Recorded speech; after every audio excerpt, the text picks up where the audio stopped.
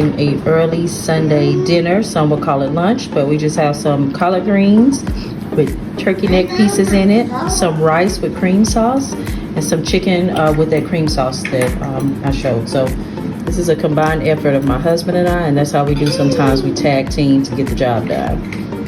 Num, num, num.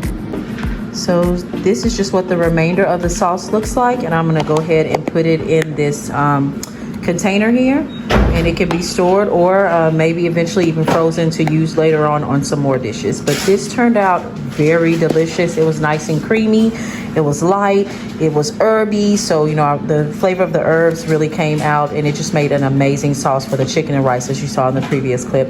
Thanks so much for watching. Please give this video a big thumbs up. Please comment below if you have any other recipes that you would like for me to try, and also please subscribe. I would love to have you as a subscriber. Thanks so much for watching. Bye.